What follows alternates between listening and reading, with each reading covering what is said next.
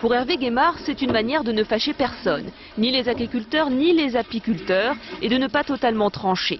Le régent, soupçonné de tuer les abeilles, est suffisamment dangereux pour que le ministre décide d'en interdire la commercialisation, mais pas suffisamment pour proscrire l'utilisation des stocks déjà traités.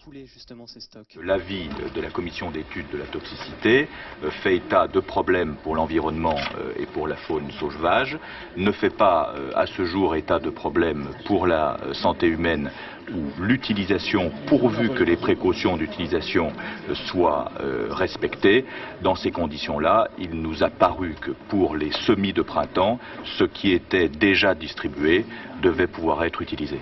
En clair, le régent ne peut être vendu mais peut encore être utilisé.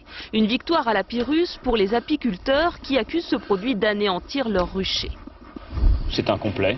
Nous espérions une interdiction totale du régent à partir d'aujourd'hui et non pas à partir de 2005, puisque c'est le cas, étant donné que les agriculteurs vont pouvoir l'utiliser pour les semis 2004. Nous continuons le combat et il n'est pas question que nous baissions les bras tant que nous n'aurons pas satisfaction sur toute la ligne.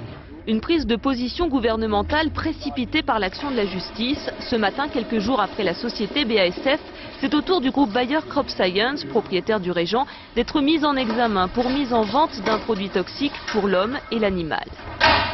L'administration a toujours délivré les autorisations pour ce produit. L'administration nous les a communiquées, nous les avons reçues, nous avons considéré que dès lors que l'administration donnait toute autorisation sur ce produit, il pouvait parfaitement être commercialisé, ce qui a été le cas. Le ministre a également demandé aux agences sanitaires de se pencher sur le gaucho, un autre insecticide. De nouvelles études censées départager les experts, dont les avis multiples n'ont cessé d'être divergents sur la question.